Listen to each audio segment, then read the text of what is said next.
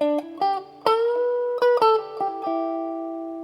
YouTube, today we're going to be taking a look at this Ibanez GAX50 from 2001.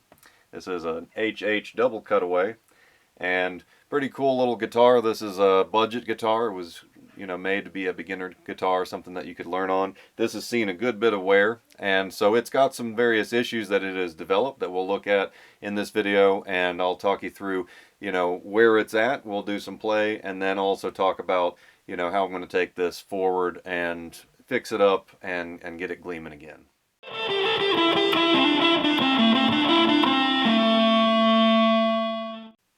So Ibanez released these in 2000. They had 2 runs of them going through 2006, which this one is in that run from Indonesia. The second version of this guitar came out of China, and the distinction, just looking at it, is that you can see on the Chinese-made ones, these are in a row, and the input jack is there, and not down there.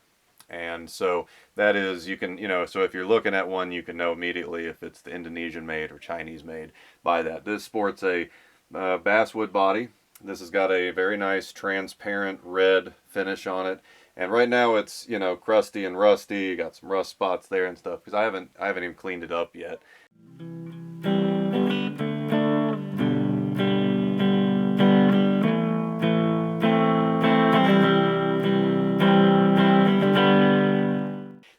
I'm very impressed with the body, and this guitar has seen a pretty good amount of play.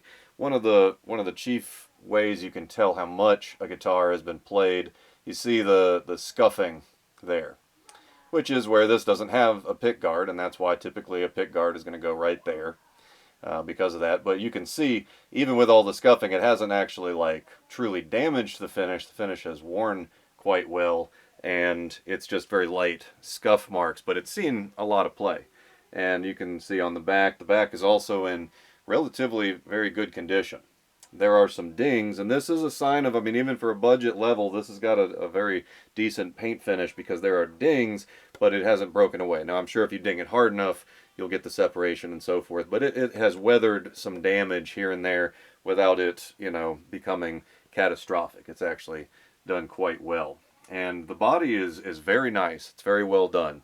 And certainly it's a budget guitar, but they did a very good job of mating the slabs, and it is transparent, so it's, you can see the wood underneath.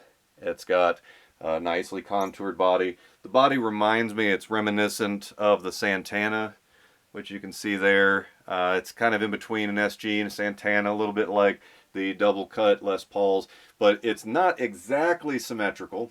And this is not just that this was off, this is the way they're designed, is that the upper horn does extend a little bit more in terms of where it's mated to the body than the lower horn.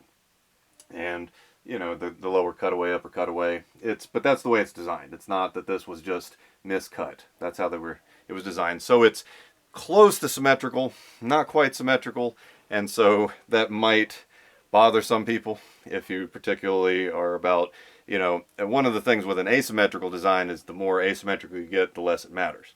But if it's very close to symmetrical, that might, might be a problem for you. But it's a very nice body. It's very comfortable, relatively lightweight and evenly balanced.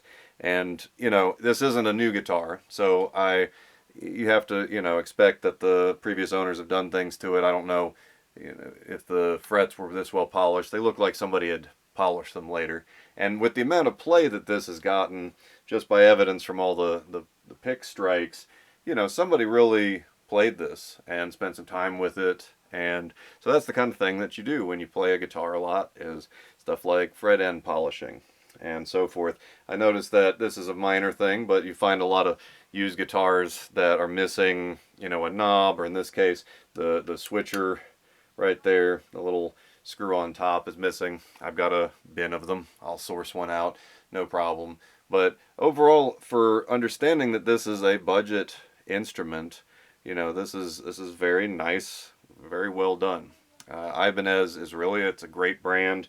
I've never had any issues. I've got a few of them, all the way back to, I've got a really fantastic, it was made by Ibanez in the pre-lawsuit, the early 70s. It was labeled a Carlo Rebelli as a Sam Ash brand, but it was made by Ibanez, and whoa, fantastic guitar, really. So I've got old and new Ibanez. I'm not a huge Ibanez collector, but I appreciate them and understand their general quality and excellence as a brand. And this is a perfect example of it, because you're talking a very low-end budget guitar. You can find these, even though they haven't made them for 15 years or so.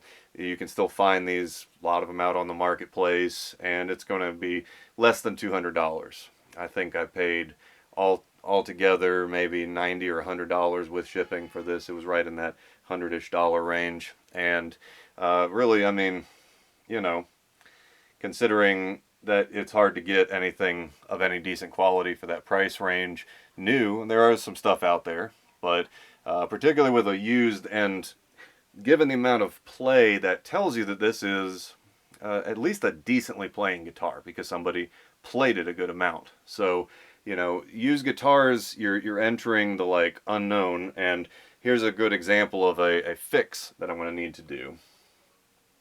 You can see right there under the bridge, and it's got it on both sides, where basically the problem, and this has got the one-piece bridge with the saddles on top instead of the two-pneumatic two-piece, and the pole pieces that hold the bridge down are letting loose, and so they're rising up. And so a previous owner put these big honking washers in there to give it extra resistance so it won't tip anymore, and it halted the tipping, but it didn't really fix it. It's one of those, like, it'll get you down the road, but it's not a proper fix. So after I do the demo and everything, as I get into the guitar, one of the very first things I'm going to do is take the strings off and clean everything up and so forth, and reset those poles and actually glue them in properly. It's not that hard to do. It's just, you have to take it off, and it's a little bit of work, but it's not a really hard thing as long as you got the right kind of glue.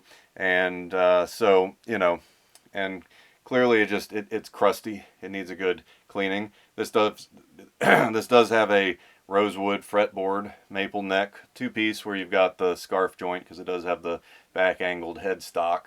And just already looking at it, I can tell it's a very competent, basically well-made guitar.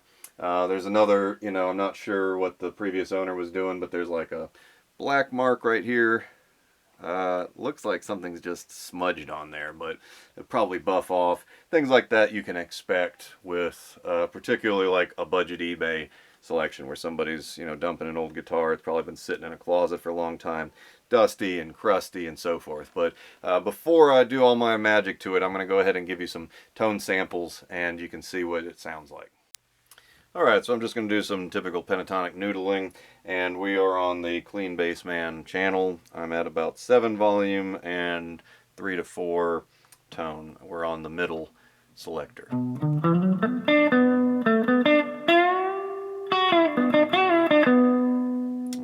now up to the bridge. Nice bass response.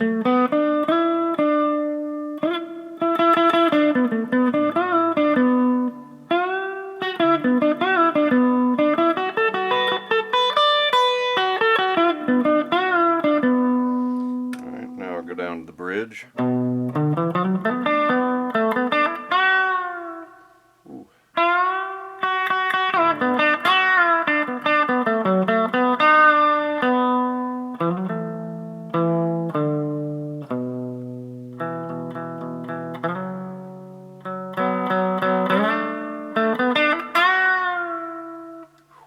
Got a very piercing twang to it.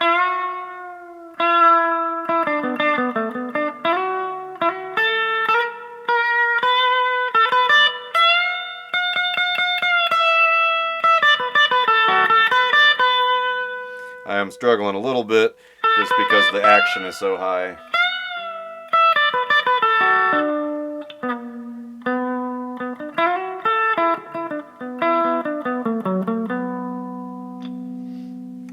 Alright, now we'll kick in some distortion here, a little gain overdrive.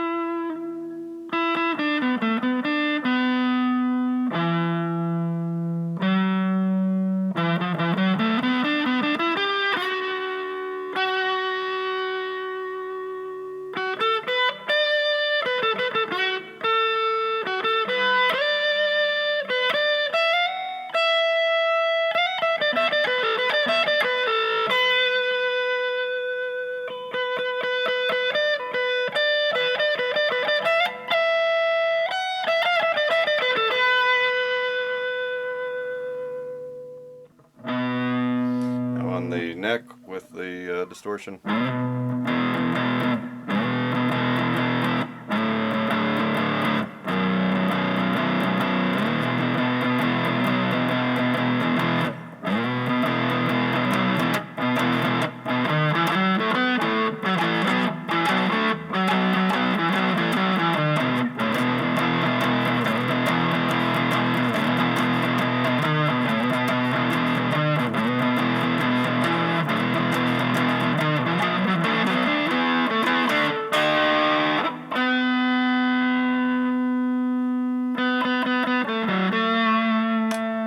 Down to the bridge.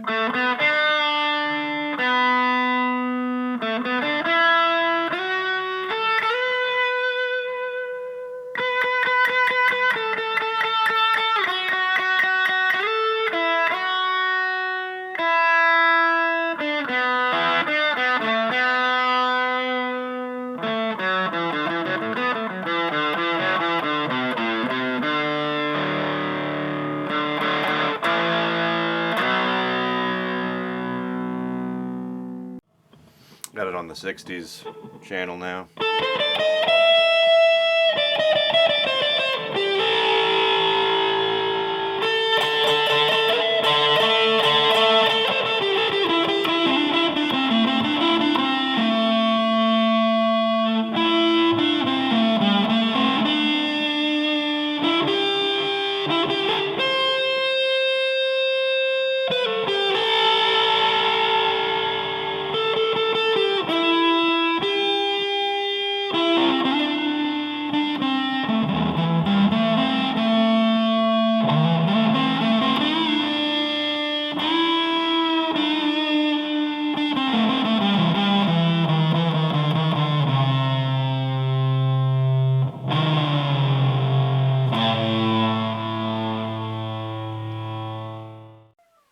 So I will definitely have to file this in my budget gems category, the used budget gems, because this thing is a really good playing guitar. Looks nice, it's very comfortable. Even with the high action, it's already playing very nicely. I would like the action considerably lower, and I'm going to take care of that with the next stage of restoration on this. But just out of the box, like, and if you're looking at one of these out there, I think it's a tremendous value. I don't like the tuners, so I'm going to replace those, but that's an easy thing to do on the cheap. So very easy. But otherwise, I mean, this thing is a testament to the quality of this guitar, because it has seen years, decades of play, and yet even as scrubby and crusty as it is, it's already playing like a great guitar, and it's getting some really great sounds out of it.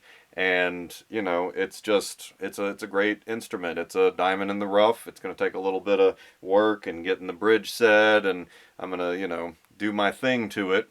I'm going to doctor it, but this is one that's absolutely worth saving, worth bringing up, and making excellent. And so if you're looking at one of these, my general recommendation from what I've seen, and both in reading reviews online and in having this one in person, is this is a great guitar. So if it tickles your fancy, then go for it. It's a great buy. So check back in, stay tuned. I'll be coming up with a restoration video follow-up on this, as I do with my other guitars, and so keep an eye out for that. And as always, thank you for watching. If you enjoy my content, please like, subscribe, comment. Love hearing your comments and getting to know you guys, so you'll have a wonderful day.